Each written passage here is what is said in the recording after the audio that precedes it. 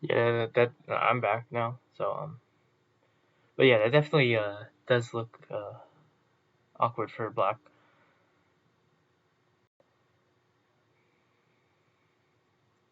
And then just free knight.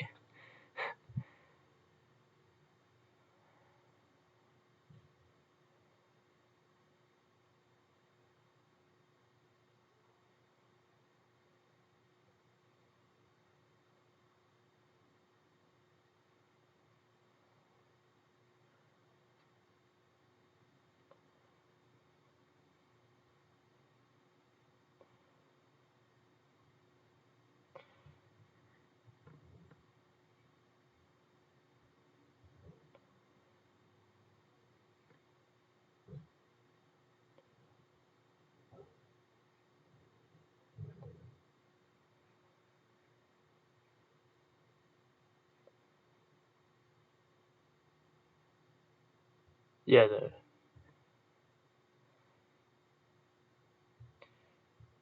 um he might have ideas of getting his queen to the 7th rank again and then threatening there. The idea, I guess, also works temporarily, rook trade, but then the queen just comes to the f file, and then, or even the king moves up, protects, prove no check rule, and yeah, there's nothing much that was there.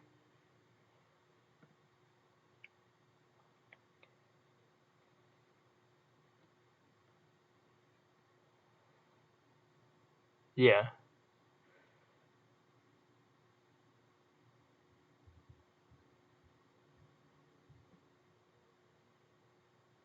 yeah.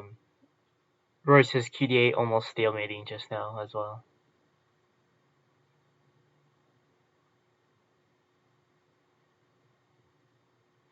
Potentially, yeah.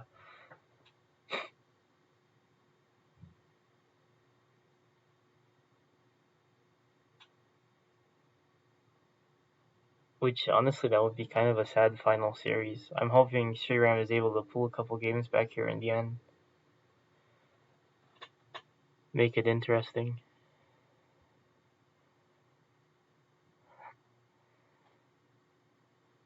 So I missed what Sriram played at the beginning. BD4, KBT, but he finally does the NXT2 line, which is theory. Um, I wonder if he'll be able to pull this out now, though, because Roy probably knows this theory, and unless Sriram studied it, he'd be at a disadvantage.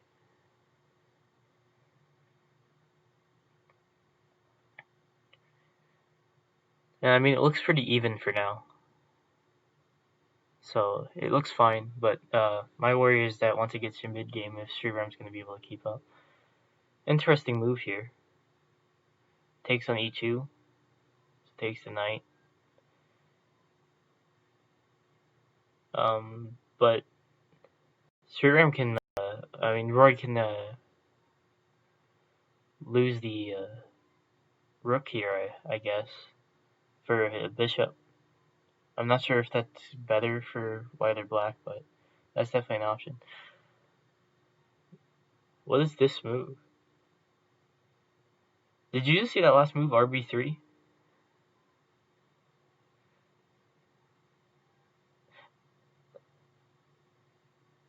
Yeah, that's a really interesting idea.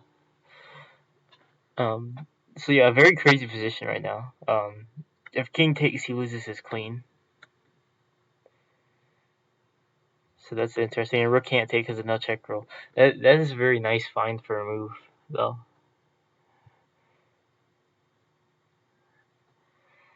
Yeah, that idea is pretty ingenious. Um, but I'm not sure where the rook's gonna go after that because RB6 and that's a double rook trade because the bishop can take the second rook.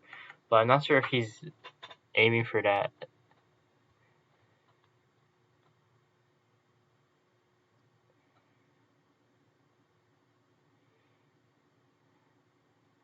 Well, I mean, it has to go somewhere because the king. Otherwise, the king's not gonna move forward.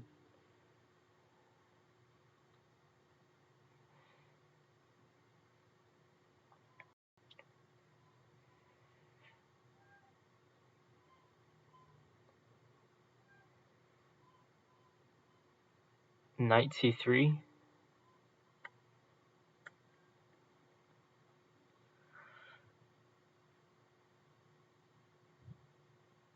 Yes, that could work. Trying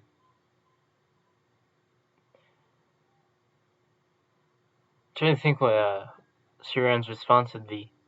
So yeah, the place n e3 instead.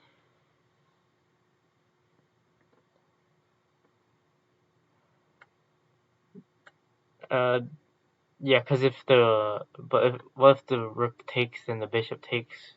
Then his bishop takes on b2, so it's just gonna be a massive. It's gonna be just two rook bishop trades here, and then Roy will be a knight down.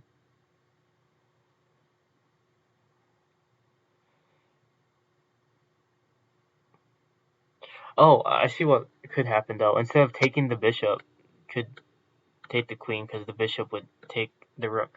So I get that idea, but instead just does the rook trade here. But I believe that leaves a bishop hanging for Roy because if it takes with the bishop, then the rook's hanging, so it doesn't want to do that. Has to take with the rook, but then the bishop's hanging.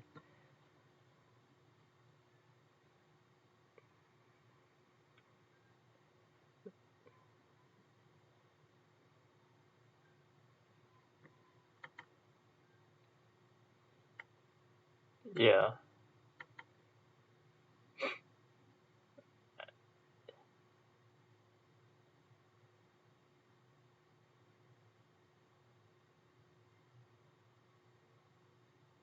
yeah. Honestly, I would prefer White's position here, though. Because yes, the queen has the diagonal, but I'm not sure Knight's going to be able to deal with the two pieces, so the double diagonal has to break.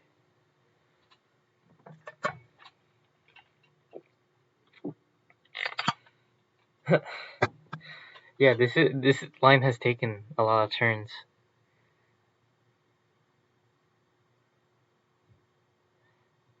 Um,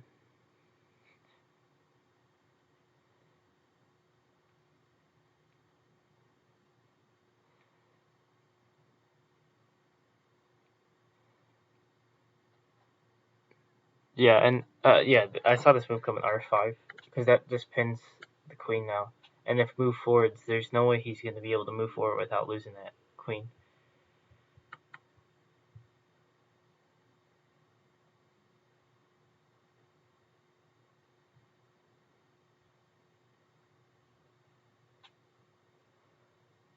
I think he could try for some sort of repetition here though. Yeah, because kh5, the rook has to come over, but then the queen can come to g8, for example, and then there could be some sort of repetition.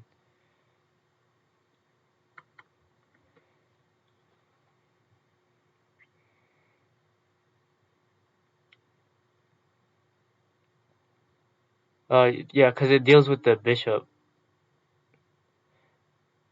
It makes sense now because this is a pretty self-explanatory endgame now. Because it's so Sriram Prasad does pull that one back.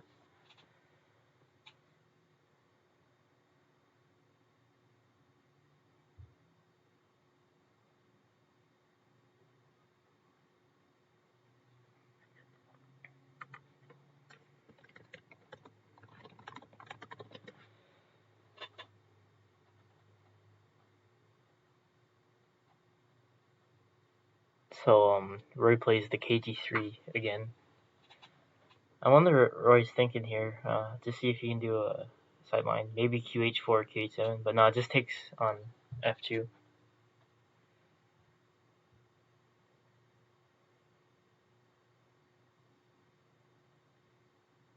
That would be disappointing if we did see 2kf4 just do the draw line.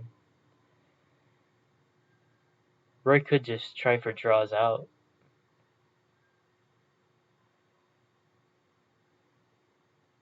Um, so now plays kf4, but one move back, there was the possibility of doing nd4, trading away the light squared, well, the knight for black's light squared bishop.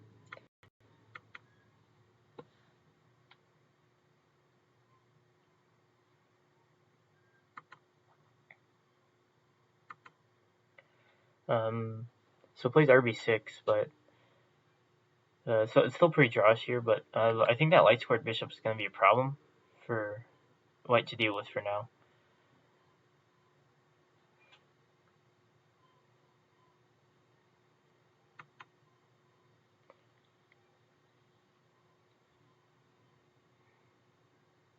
Yes, definitely.